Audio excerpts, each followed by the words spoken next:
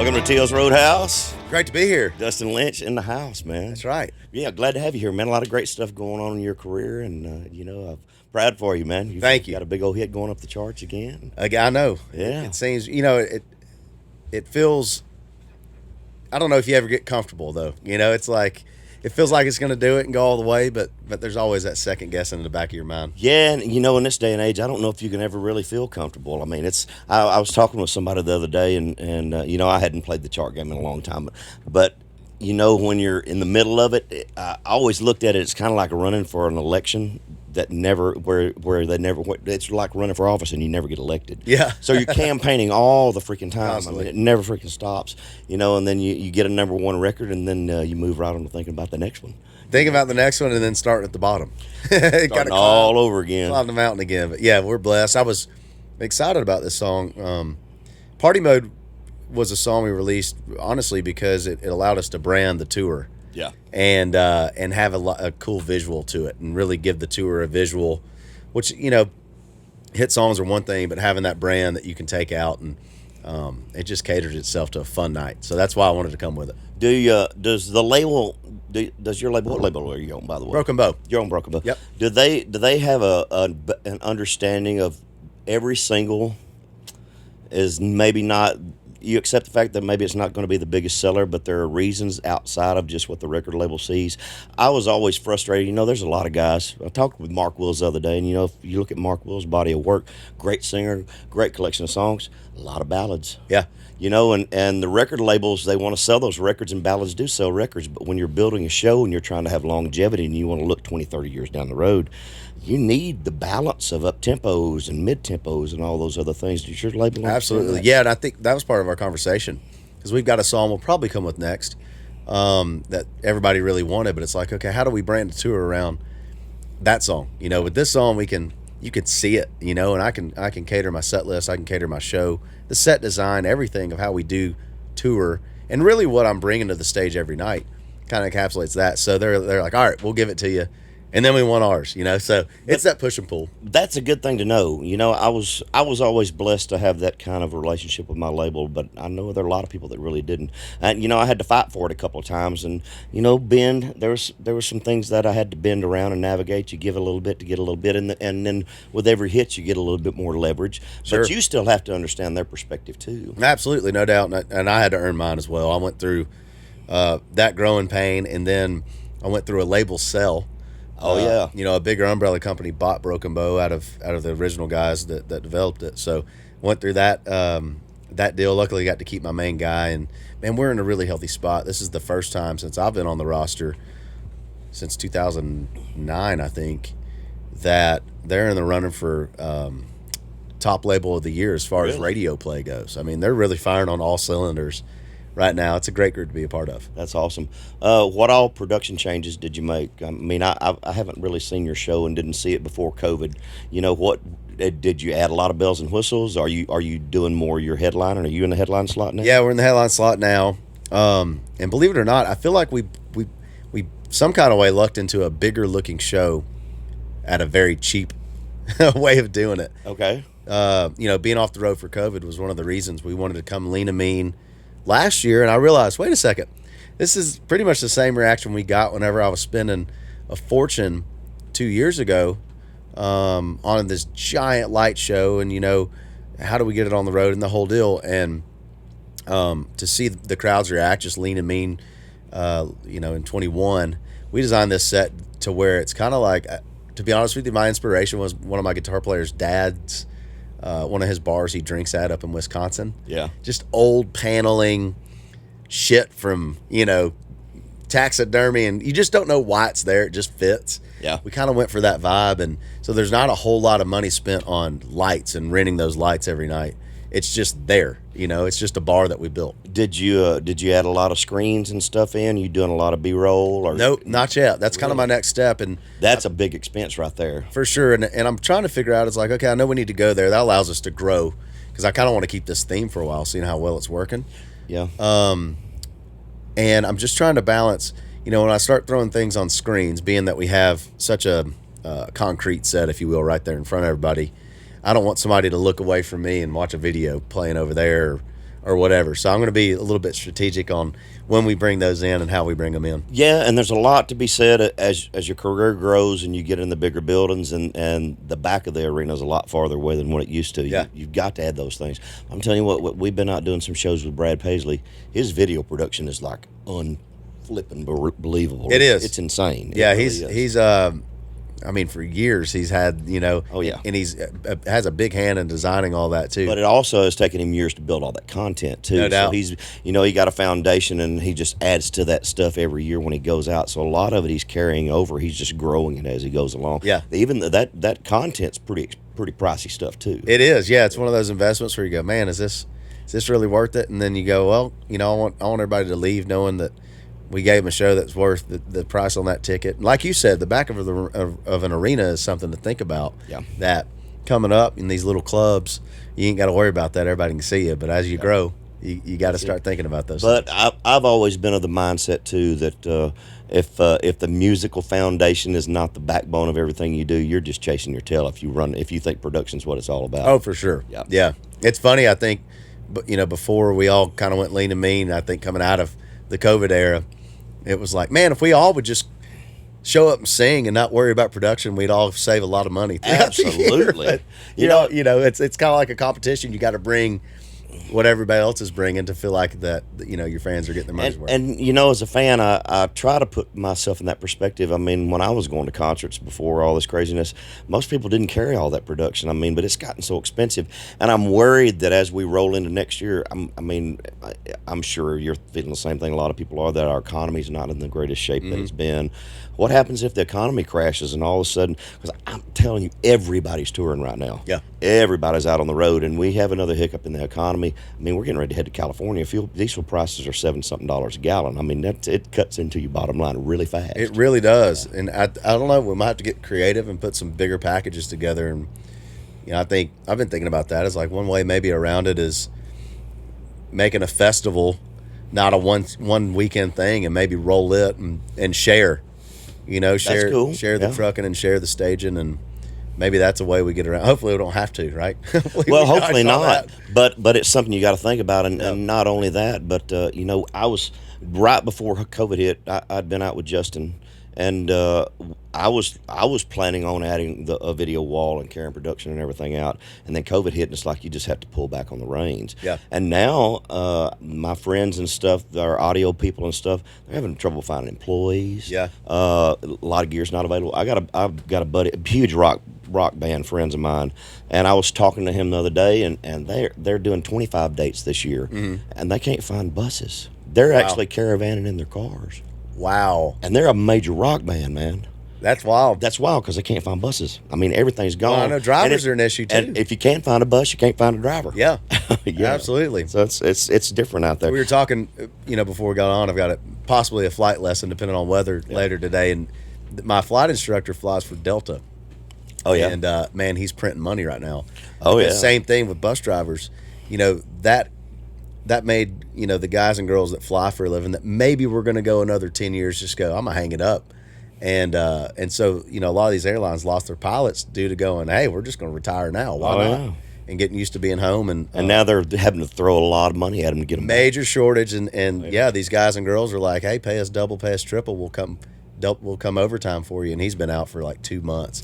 So it's put my learning on the back burner, which I'm not happy about. But he's making some dough. I knew I'd heard on the street that you had been taking some flying lessons, and I think you've got the same kind of plane that Dirks has. Is that right? What is it? I've got a Cirrus. I thought he didn't have one with a parachute and stuff. He does. I've yeah. got another buddy that's got one that's just upgrading to the jet package. And so he had the single engine. And he said, man, I've seen him fly in, and he would come from Louisiana. And I said, how much gas did you have to buy? He said, I think I spent $27 on gas. Yeah. It's ridiculous. It was. But still, I mean, those little engines don't use a lot of fuel. No, not at all. We're at like 10 gallons an hour. Wow. Not bad at all. No. But, last year when I was starting, it was we fly down to Smithville to find cheaper gas, and it was like $3.40 something. This year it's $7.50. Wow. So, I mean, it's an expensive hobby, but, you got to have a hobby. So there you go. Hey, man, I've thought about doing it too. We just got back from Europe, and we'd been planning this trip. We had a show over in Switzerland, so this was as we got into this first of this year, I decided, since we had one show in Switzerland, so I built a 2-week vacation on either side of that show with my family, all in Italy. So I hired an Italian instructor. She's going to come to the house. We're going to learn a new language. Yeah. It's going to be great for us. Man, it's hard. Yeah, I bet. and I would imagine that taking flight lessons and learning the code and the correspondence from the towers and everything, it's basically like learning another language. It is, and it's intimidating. Yeah. Because you don't want to be the guy that doesn't know or clogs up the line trying to get things straight. But after a while, you realize, you go, okay, they're there to help me. I can ask them if I mishear something. I'm worried about my hearing from loud drums all night and then getting back in the air. But after a while, you realize, it's the same every time. And it's more nerve wracking. I've a lot of friends that fly when you're like trying to land in a major metropolitan area, as opposed to a little regional airport, private airstrip on the outskirts of town. When you're fighting that helicopter traffic and that major airline traffic and all that stuff coming in, that's pretty scary stuff. It is, and it's intimidating. It's like, wow, I'm not supposed to take off behind a Southwest jet, but here we go and let it eat. My first experience with that was in Key West. We took my trainer plane down there, and we had a week off, and let's go learn down there, and. Man, I landed behind one of them big jets on Key West like 2 months into my training, and I'm going, what am I doing here? Yeah. Oh, yeah, there's a little bit of that, a little dancing around, but it's pretty wild that, general aviation can land with those big commercial guys in certain airports. Yeah. Are you to the point that they made you do the stalls and all that stuff? Yeah, we're doing stalls. I'm probably, if I do well today and we have a decent weather day tomorrow, I think I'm going to get to solo. It should be pretty good for the rest of the week. I was looking. I think we've got weather coming in late Saturday, Sunday this weekend, but it should be good today and the rest. So of the week. I did well yesterday morning. I had some really good landings, and he told me, he goes, man, if you get 4 or 5 in a row, I'm gonna jump out of this thing and let you go by yourself for the first time. So that's gonna be be looking for the headlines. Yeah, you'll be fine, man. I'll be all right. I feel comfortable. I wouldn't say that until I was very comfortable, but I feel pretty comfortable. How long have you been doing lessons? Well, we started 21, February 21, and then the plane, I was kind of forced into learning. My buddy that I hunt with in Texas, he was bugging me about learning. He's an avid pilot. Finally, he called me up. I think he'd had a couple beers one night. He goes, I'm making you a deal you can't refuse. And I said, what's that?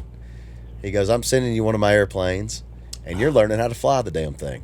And I was like, well, I guess I am, because I ain't turning that deal down. So kidding. He brought his airplane down from Minnesota, and I started learning in it. And we took it for just a routine oil change, and it needed an engine overhaul. Yeah. So I was a couple months in, and then we had to send his plane back to him. And then it took us till the end of 21 to find another plane. Got a hold of it, and so here we are. Well, that's awesome. Proud for you, man. Thank you. That's a big step. Yeah. It's fun, yeah. I just honestly, like, my inspiration behind learning is I'll be able to get to my hunting spots a little bit easier and quicker in these smaller towns. I hear you, man. So musically, album, is it different than the stuff you've done before?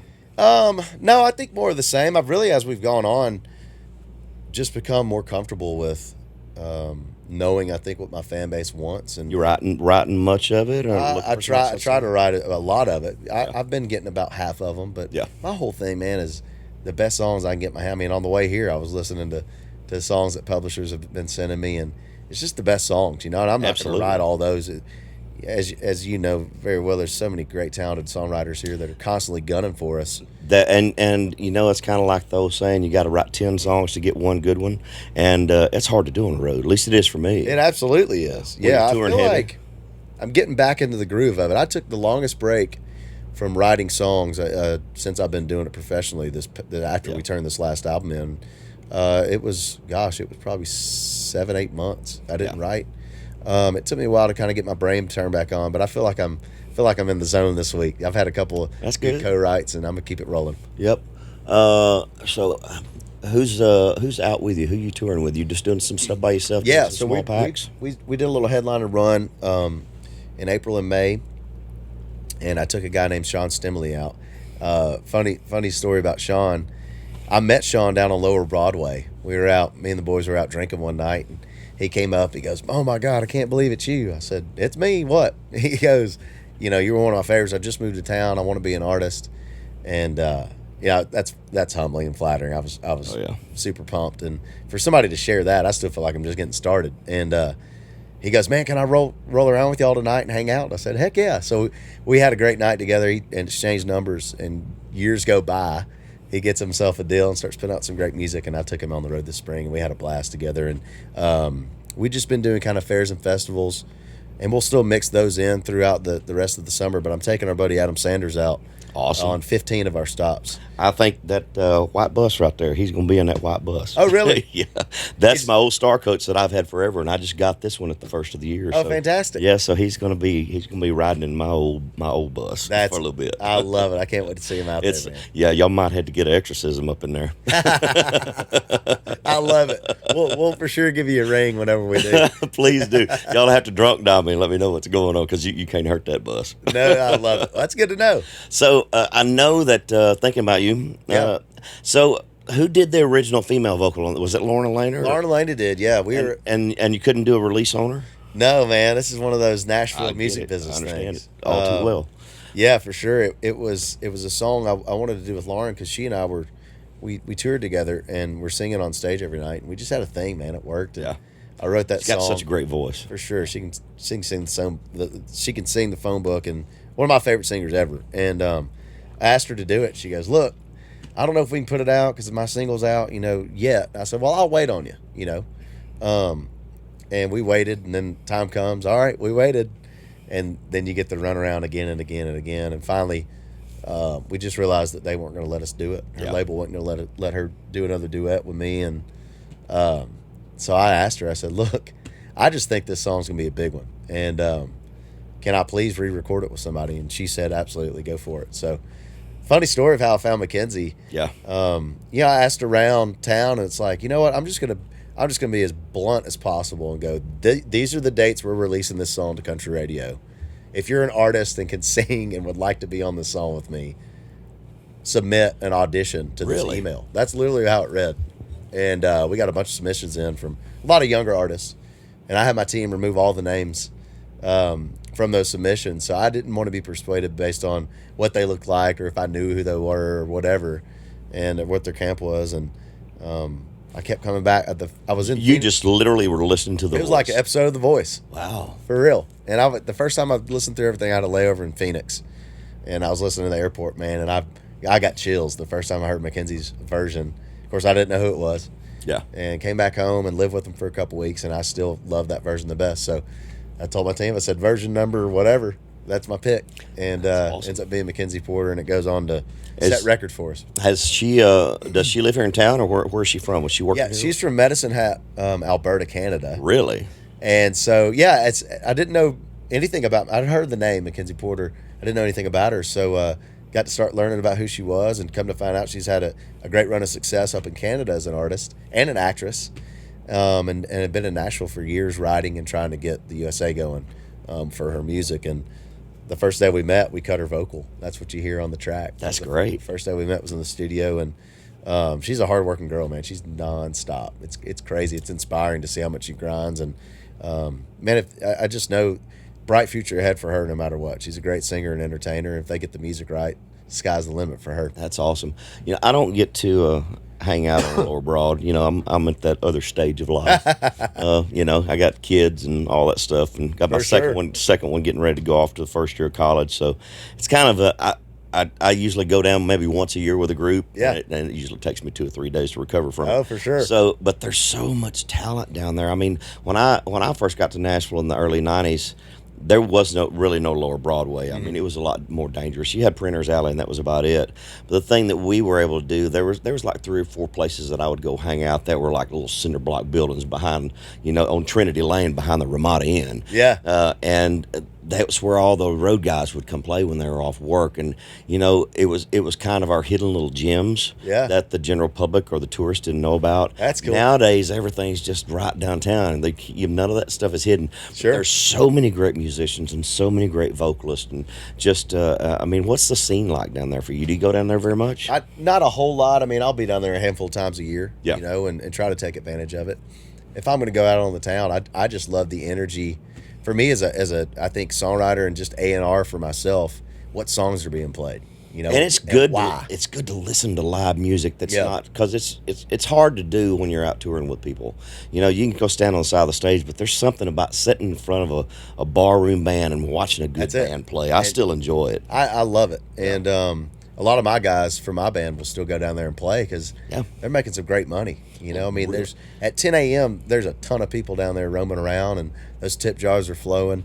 So my guys are still down there. So the you said the talent level's high. I know that they're not the only guys down there picking around. I mean, there's a lot of guys that you know, tour for a living down there during the weekdays when we're not on the road, kicking around and having fun. So Well, back in the day when, I mean, the road musicians, the money's a lot better now. Back in the early 90s, even mostly through the 90s, if you made $50 a night, you were lucky. yeah, So there, I mean, there's guys down there making, you know, a couple of grand a week. for sure. For sure, man, that are bringing in good money. They really are, and it's just great. It's great cash that, you know, a couple of my guys in the band are married that they can put in their pocket and go spend under the radar. where the joint bank account never gets to see it. You know, Where's your favorite place to hang? Where have you seen the best talent? I mean, as singers and whatnot. I mean, where do you go? gosh, man, it's just bounce that's around. tough to say. I mean, the stage is really dark and no windows, so that's a fun spot to hang. I like the sound of that. And there's always some great talent in there. I don't think there's one bar. I will say I always try to start at Robert's Western World. Okay. That's my starting point. If I'm going out on Broadway, beer number one happens at Robert's. Then probably beer number two, and then I'll start moseying around from there. But you know, you can hit those back alleys and kind of jump in the back of the bars. And what I love about that is everybody's watching the band, so nobody's looking behind them usually, unless they go take a leak. Yeah. And you could sneak in and out of there and stay undercover and That's have, cool. You know, have fun with your group of friends. That's a lot of fun, Yeah. man. So Derek, we call him Junior. Derek is in the band. He plays second guitar.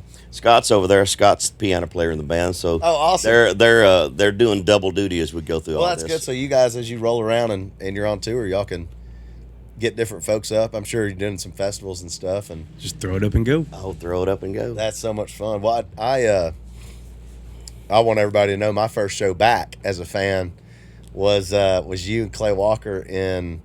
Out in was it Arizona, New Mexico? No, it was Omaha. Omaha. That's it was right. Omaha, Nebraska. I was turkey hunting out there. Yeah. And my hunt, we had some success earlier than we thought we would. So my hunt ended early, and me and my buddy that was filming me for this TV show, we headed back to town. We were like, well, let's go out and get some dinner. And then we were like, what are we going to do tonight?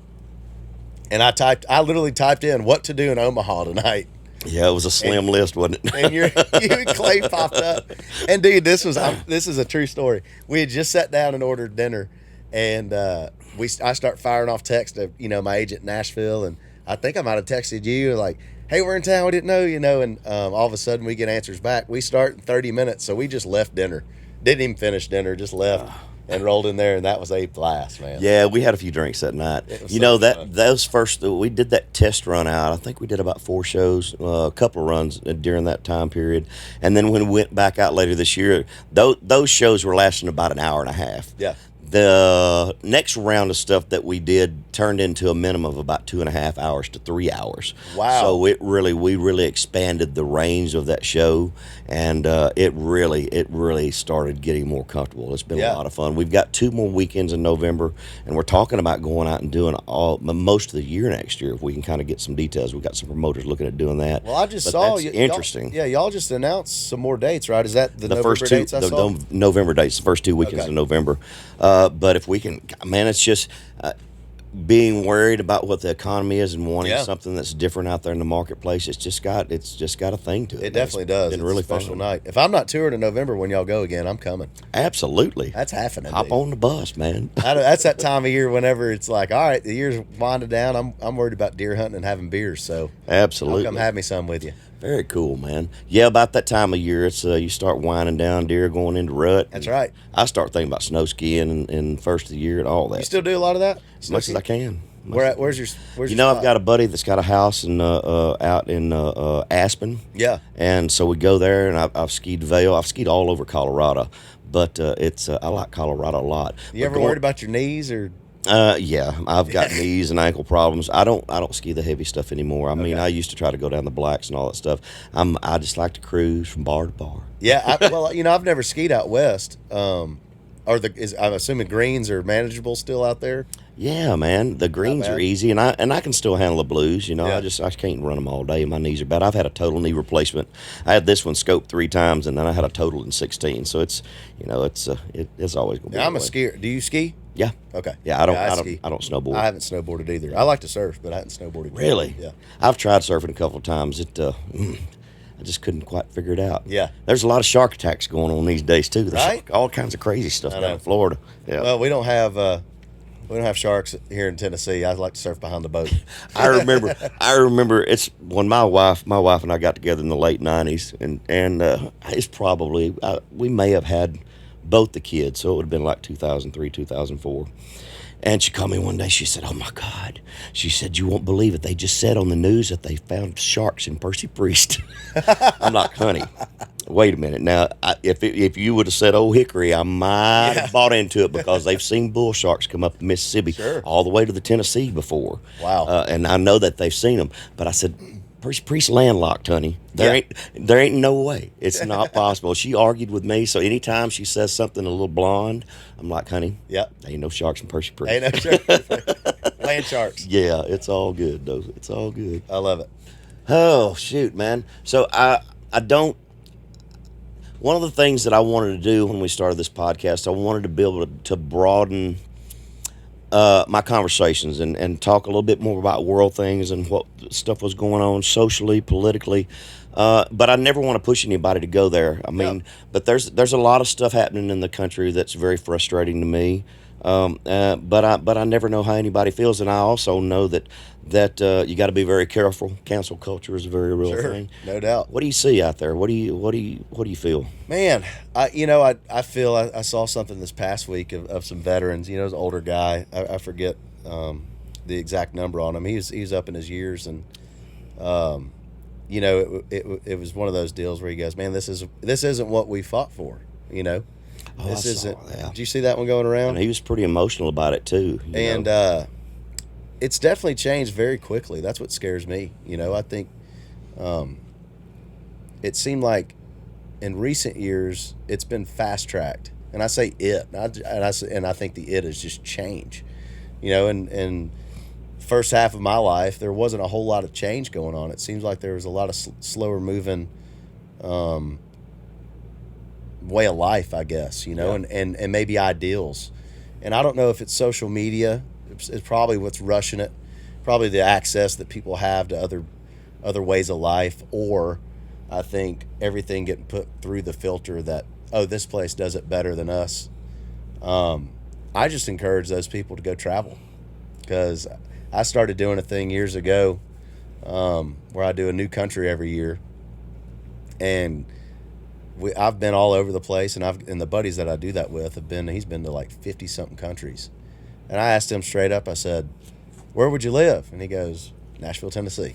And we just got back from our European trip, and I took the kids, and I've taken them to Australia before, but this was the first time they'd been to Europe. But I've traveled a little bit, not extensively all over Europe. Germany, Bavaria, England, a few things like that.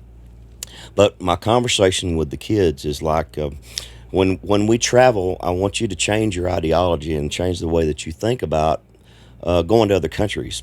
The old saying, "When in Rome, do as the Romans do." Mm-hmm. The food's going to be different. The air conditioner might not be what you're used to. There's going to be a lot of things that are different, but embrace the culture and find the positive in the things that you like about it. And if you go into it with that mentality, what I've found is that there are good people everywhere you go. Absolutely. If you get in a bind, we missed a train and wound up having to stay the night in a town we weren't scheduled to be in, and we had cab drivers going out of their way to help us out. Yep. I mean, there's so many people. If you're just gracious and you're just nice, you run across not nice people everywhere you go, but there's more good people out there than there are. There really is. I've got a fun story from Thailand, Bangkok, Thailand. Cool. We did that trip a few years back, and we're just walking. People can tell you're lost and don't know what you're doing. You can tell in America, and they have a look to them for sure. And so helpful, and a local spoke to the drivers in a way to where we got a better rate. I mean, just helped us the whole day. And like you said, man, there's so many good people out there, and I think we're fed a lot of the opposite of that. Through the media, we're fed a whole lot of negativity. Absolutely, we are, but also, most everywhere I've been is very welcoming to Americans, and also long for whatever I guess they've read or have seen of, like, the land of promise. And not that, hey, we want to move there, but it's all good. There's no evil. I've never got that, oh, America sucks, it's evil. Or I've seen it if you come into it carrying your American bravado with you. Absolutely. That's a whole different. You draw it to yourself if you do. Absolutely. Where's your favorite place you've been? Gosh, that's so give me a list of the places that you've been. I would say, like, I can't wait to go back to would be Sydney, Australia. Love Sydney. I love that spot. I would love to travel back to the Philippines again. Cool. And just bounce around there again. I think that was my first trip ever outside of the time zone, where I had to deal with jet lag and all that. Yeah. And but I had a great time. It was my first big trip and big adventure trip, and I'd love to go do that again now, being a better traveled person, to be able to flip my clock a little bit better and enjoy. But we had a great time over there. That'd probably be the two spots I'd love to go visit again. The list of spots I would like to go visit is long. I want to do Italy. Actually, the guy I try to do these trips with is in Italy right now. I was like, dude, we're not friends anymore if you don't send me a picture of food every day. I just want to go over there and eat, man. I'm telling you what, the pasta was amazing. We ate pizza and a lot of pasta. Now, I have a daughter that's got really bad gluten allergies, so we're kind of limited. We had to look for certain restaurants that really catered to that because she gets cross-contamination and stuff. But the wine and the cheese and the wine, I mean, even nice high-end bottles of wine are relatively inexpensive. Yeah. So you can drink wine all day, every day, which I did a lot. Good. That's part of the whole program. But there's some great seafood over there, I think, too. He's been shooting me out there on the coast, and was he down in Positano and Sorrento area, which is on the coast? It's between Naples and Sorrento, where the island of Capri is. Yeah. So we went through that area, and we went to Pompeii, which was a very cool experience to kind of go through that historical stuff. Yeah. But I like the Tuscany area a lot. Now I want to go next trip up. I want to go to the north, which would be the northwestern part of the country, which is down the bottom of the Alps, right where it would be where Italy and Switzerland and France all come together right up there, below Geneva. So they say the skiing is amazing up there in the wintertime. You said you had a show in Switzerland. Did you get to spend any time there?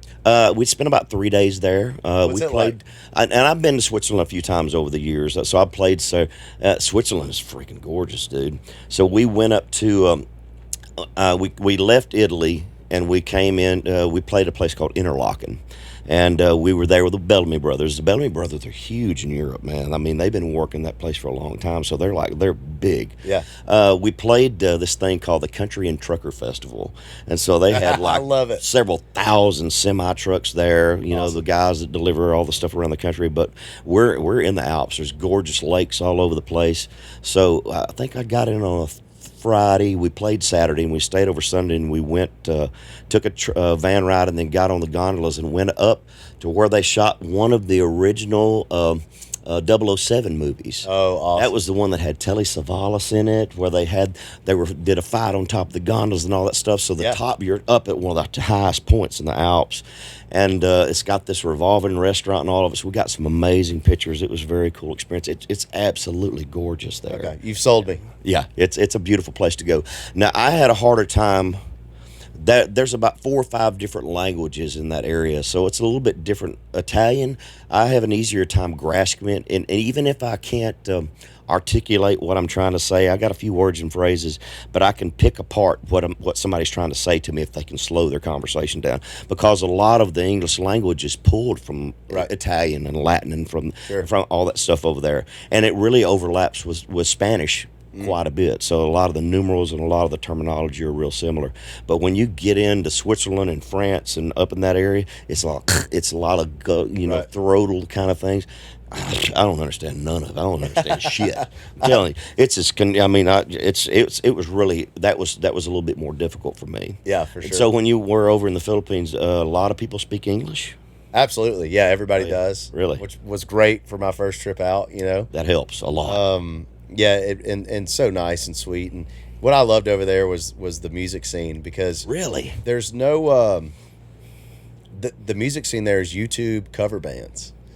And the Voice is huge over there. Huh. So the Voice has franchised bars all over the place, and the contestants that are on the Voice then get to tour the bars after the show. Really? And that's kind of what their scene is. So I would pop around, and I mean, I forget the singer, the guy's name that replaced in Journey, but Yeah. they found him on Didn't speak a lick of English, but he on knew the words YouTube. to the songs. Yeah. And so it's that type of talent over there running around. It was fun. And you were saying the Bellamy Brothers. Kenny Rogers is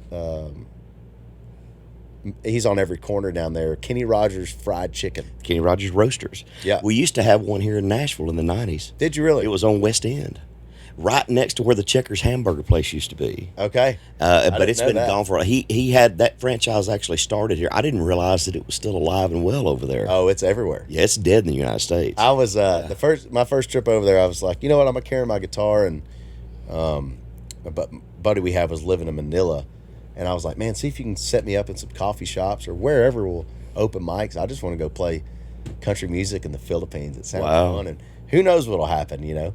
And I got to play a coffee shop, another open mic down the street, and then like at this art gallery, and man, it was just a cool experience. But yeah, Kenny Rogers. I remember when I landed, I was like, "You've got to be kidding me!" Kenny Rogers Fried Chicken over there, all over the place. Did you ever get to meet Kenny? Yes, He was an amazing guy. absolutely. I did, and it was very scary because I got to play one of his nights of celebration at the Hall of Fame, and they asked me to cover The Gambler, and he's sitting right there. On a warm summer's evening. And man, you're talking about rehearsing and rehearsing and rehearsing. That's a wordy little thing. It is. Yeah. And I just wanted to do a great job. And afterwards, we pulled it off. And afterwards, he swung behind the stage and gave me a big hug. And just an awesome night, awesome memory. And we got to ride on his bus all last year. We called it the Gambler. Maybe it was called the Gambler. I don't know. But I think it was the last bus he designed. That's what we toured on last year. It's pretty cool. I saw him at the Skirmerhorn. It had to be 5 years ago. Right when I think he toured one more year before he retired. But when we went back out the first of this year, you know, we lost Charlie Pride and Joe Diffie to COVID, and Kenny Rogers and Charlie Daniels both passed to natural causes. And I worked up this medley, so it starts off with a chunk of The Gambler, and then it does Kiss an Angel Good Morning, and then we do a piece of John Deere Green, and then we finish up with A Full Devil Went Down to Georgia. And you talk about slavery. Oh, that's awesome. It's pretty awesome, man. That's a great idea. It's been a lot of fun to do, and I've actually got Clay. Hey, so he's doing it now. He's doing when we're doing the package show together. It's been pretty fun. Oh, fun! I love that. So outside of flying airplanes, man, Yeah. I know you hunt. You a reader. What movies have you seen lately? Well, I know, you know, Top Gun just came out. I haven't. I want to see Top Gun for sure. Yeah, Thor had a huge opening weekend. I heard saw. it's really good too. Those are two on my list. I haven't got to the theater in a long time. I want to go do that. I'm a big, I've got to say, I've recently, and I get my assistant makes fun of me. She's like, "You're such a nerd," and I am, because I don't watch TV at the house. I'll get on YouTube and Me too. and watch flying videos, or any sort of. I love outside of hunting. I love the conservation of land and how to help like timber management and all that stuff. Like I'm nerding out right now on. That's pretty nerdy, man. It is on the management of timber and wood and woods, and you can go down a dark hole when it comes to logging and all that stuff. Oh, yeah. And then you get into, okay, well, what's the best chainsaw? And then you get, okay, well, what's the best cut whenever you want a tree to fall this way? And it's endless. So the next thing you know, you're 3 hours in on, and you started out just on something else. Every man needs at least 2 or 3 chainsaws. I don't care. You got to have them, man. You never know when you're going to need a chainsaw. Yeah, YouTube is a rabbit hole for everything, and that's kind of what I watch at the house when I'm trying to settle down. I've been down it. I swore after I got wrapped up in Jodi Arias trial, that whole thing several years ago, and I swore I wasn't going to caught up in that mess again. But this Johnny Depp Amber Heard thing, I went down that rabbit hole and I just couldn't stop it, man. It's just That's a fascinating one, right? It was like watching a damn train wreck.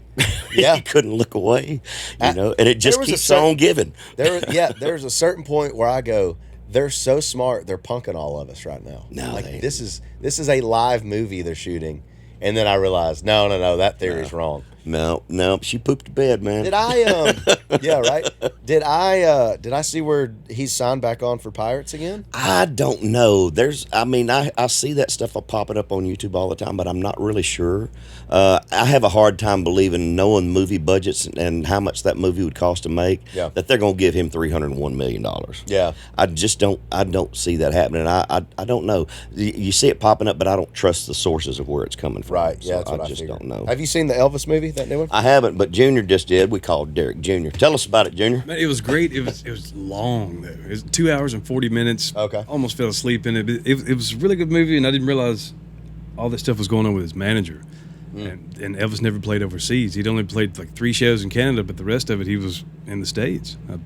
I didn't know that either. Because I think Colonel Parker wasn't allowed to go, wasn't he? Wanted for something? Did he embezzle something or something? He was a resident of nowhere. He didn't have a passport, the way I understood it. And I did a quick Google search after the fact, but you can only believe so much of that. So I mean, he's an international superstar, right? He's in all those movies. He's huge everywhere, and never. I figured he was touring all over the place. And I think he wanted to go. And Colonel Parker, the real story, because when I got to Nashville, the man that became my manager, his name was Wayne Edwards. Wayne Edwards did record promotion for RCA during like the '70s, during Elvis's heyday. Wayne was one of the only people that Elvis would talk to, and so he told me a lot of stories about that. He said Colonel Parker was a crook.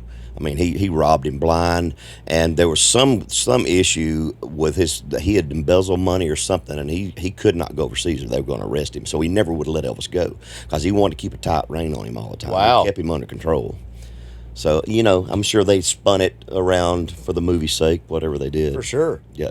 But I want to go see Top Gun too, and I want to go see it at the IMAX. They say the sound is unbelievable. Yeah. Have you got to do any fighter pilot stuff? You had a chance to do any of that yet? I've had the invite, and do it. I think, I know. I've done it. We might have talked about this before. Yeah. I think now that I'm flying, and as we're doing maneuvers, like yesterday, I'm watching myself, and I'm supposed to keep it within 100 feet, and I'm doing this and that, and then as I'm doing this and I'm fighting it, I'm just doing a simple turn. Yeah. I think about the Blue Angel guys at this close doing all this stuff, and just the level of preciseness and expertise is unbelievable. The power of those planes. Yeah. So when we did a USO tour, 99, 2000, something like that. So we were over in Germany, and I got to fly an F-16.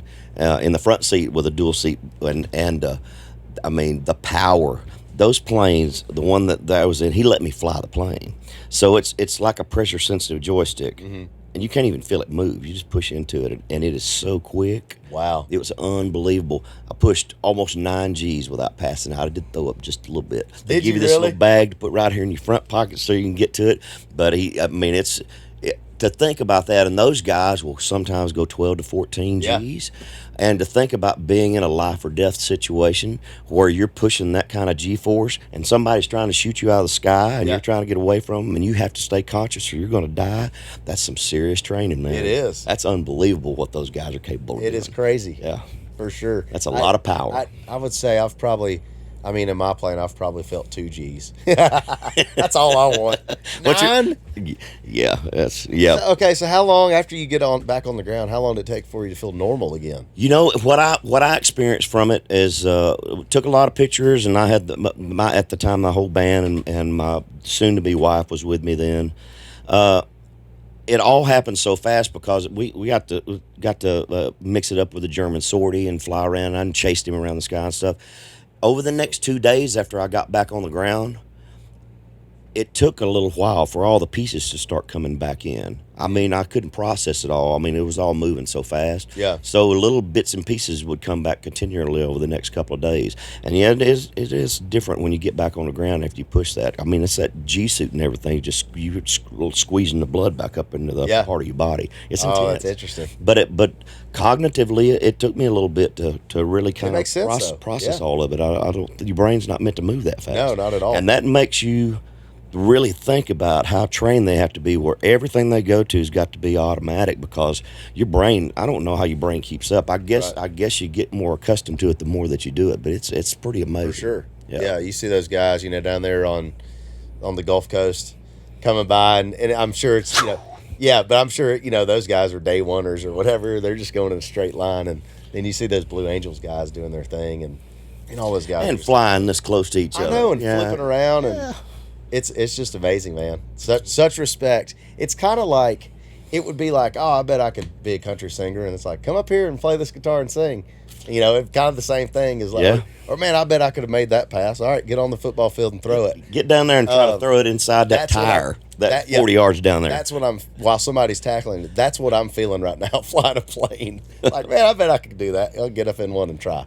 It's a totally different deal. I'm sure it's probably going to be different when you do get a chance to do it, because you have had some flight experience and stuff at this point too. It's probably going to change your perspective completely. It's going to be very cool, no doubt. Yeah. I did get around the Brickyard up in Indy with I've got a brain fart on. Do the Petty School? Did you do? No, who's the Richard Childress? What? Indy guy? Dad darn it, we all know him. Legend, the guy. Not Penske. Look it up, Junior. You ain't doing your job. I can't believe I'm blanking on this guy's name. Like IndyCar? I think Michael Schumacher, maybe? Or No. Who's from overseas? Probably one of them French Italian guys. Mario Andretti? There it is. Mario Andretti. Jeez. There you go. All right. Mario Andretti. Look at you go. Look how good you are. See? Yeah. So anyway, I got to jump in with him, and it was a open wheel cart. Yep, and it was tandem. So I'm sitting right behind Mario's head, and I'm thinking, I've done the pace car thing, and that's cool, because you're not used to riding in a car like this, doing 130 or whatever they're doing, and this sucker hits the back stretch, son, and boom. And we hit like 180. I think he told me it was 184. That's fast. And of course your head's above, so I'm catching this wind. And at some point I was like, this is it. Cause like my head's getting caught by the wind at 180 outside the car, And when we got done, that's why I asked you that question. I got out of the car and I had a show later that day. And I felt like I had a bad show because I couldn't come down from whatever got me in that car at 10 a.m. It takes a little bit for your brain to start processing everything again. It all slowly starts coming I got out of the car and I stood up and I told my tour ranger, I feel like I've had a handle of Jack Daniels. Like I can't walk straight. My brain's all messed up. It was a cool feeling. Dude, when we were over in Switzerland, where we were staying, you could sign up for these things where they were taking you up tandem on parasails, and you would go to this launch place. They'd shuttle you up in the mountains. So there were these beautiful parasails gliding over us all the time that we were there. If we would have had more time, my whole family wanted to go do it. Oh, that's awesome. But it was gorgeous. And coming down from the mountain when we went up to the top of the Alps, they were all over the place flying down through. Have you ever parachuted? I've never parachuted. My knees have gotten so bad over the years, I'm afraid of the landing. I would have a hard time with it. I never thought about that, and I was headed there. I had a bet with Cody Allen from CMT. Oh, yeah. And I forget what it was, but it was time to go parachute with him. So he does it all the time? Well, I don't think he does. It was just whatever bet we had. And my team goes, hey, did you think about the landing? I was thinking, I'm cool. I'm cool to jump out of a plane. I wasn't thinking about the landing. They're like, hey, dude, you got a big tour coming. Do you think about the landing? Maybe you pop a knee? And I'm like, nope, not until now. And the closest I've ever come to it was the early 90s, and we were out in Colorado. And we had a few days off, so we went up to the Royal Gorge, and we had chartered some raft things. So we rafted down the Colorado River in the Royal Gorge. And on the way up, there was this little stand on the side of the road and had this big old crane with a bungee cord attached to it. So we all just got off and decided that we were going to do this bungee jump. Now that was before they even had regulations. So when I got up there on the top of that crane, there was a little rubber mat down on the bottom. It had a chalk line drawing of a dead body on it that said "splat mat" on it. Oh my I freaking dove head first off of it. That's the closest I've ever come to parachuting. Yeah. Well, I hear that's scarier than Scary a as parachute. crap. Yeah. Especially not a regulated deal. There, yes, You had old Bubba at the fair. up doing on it. some crane. Yeah, no big deal. No big deal.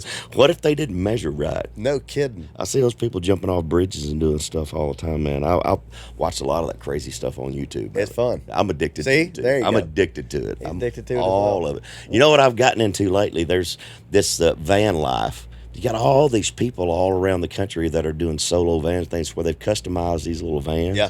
And they're living off grid, man. Yep. They're just riding around and finding places to park out in the middle of nowhere and got a dog with them. And just, it's amazing the things that they're seeing and doing. Some of the stuff they've done in these vans is pretty awesome. It's really cool. I started following same type of thing, and it's a couple in Australia, at whatever remote reef.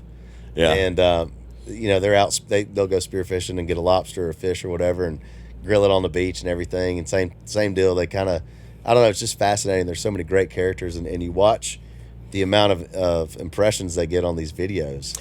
Overnight is incredible. It really is, and I that's kind of what has turned me off on the television so much, unless it's like college football. I don't like the manufactured stuff. It's more interesting to see real people living their lives. It really is. And there's some really amazing things going on out there in the world, some really unique characters that are traveling around this world that are sharing their experiences with you. And it's really cool. I wonder, it's like, how did we get away from that in the first place? I don't know. Was it the fact that Hollywood was new, and maybe we were addicted to the new CGI and the new, I don't know. It's even like, the last movie I went to the theaters and saw, the kids wanted to go see the new Spider-Man. And I sat there and I watched that, and to me, it was nothing but an overrated bad Disney movie. Yeah. Because the animation and the CGI stuff was so over the top. I didn't like the storyline. I didn't like the script. I didn't like the shots. I mean, I just sat there and picked the whole thing apart. Maybe that's just part of being older and being jaded by the industry too. Yeah. But I didn't enjoy it. I mean, I thought everything was just okay. Yeah. And two, I guess maybe, the technology of cameras has gotten so great and affordable that maybe that helps us not tune out of these, shaky hand. I don't mind that so much. I don't. It's more about seeing the experience and knowing that and some of it may be, they're setting shots up and they're doing things, but to see somebody really just showing the experience of living life is pretty fascinating to me. Yeah, it's interesting. Like, I caught myself the other night. There's this couple, I think they're in Iowa or something. They're parked by a bridge catfishing. And I'm tuning in like, in 10, 15 minutes in, you go, what are you doing? What are you doing? Watching catfishing on TV. It's like, this time of year, the only thing I can find on TV is golf and bowling. Well, I kind of like the tank top she was wearing. That's probably what it was. That has a lot to do with a lot of it, too, right there. Yeah. Yeah, they know what they're doing. Absolutely, yeah. There's always an angle. For sure. Well, man, where's the tour going? Give me some of your tour stops. You know what's coming up in the next couple of months? Yeah, we're headed to, this weekend, we've got Kansas and Oklahoma. And then we're doing like this crazy zigzag this year, up to Canada a few more times. We're in Nevada twice more, Utah twice more. Cool. It's wild. I've never had a schedule where it's Nevada, Wisconsin, Utah. So my tour manager, he's making his money this year. He's got his hands full. We actually have had to go to 2 rigs. We've got a truck that stays out west now with that show. And then we've got our main truck that's over here kind of falling around, and that's the only way we could figure out how to make this year's schedule go. But as you know, you take what you can get right now, and we want to stay busy and get it while we can. Man, I appreciate your time, my friend. Absolutely. Best continued success. Congratulations on this, guys. Thank you. We're learning as we go. I love it. Thank you. Thank y'all. Appreciate you.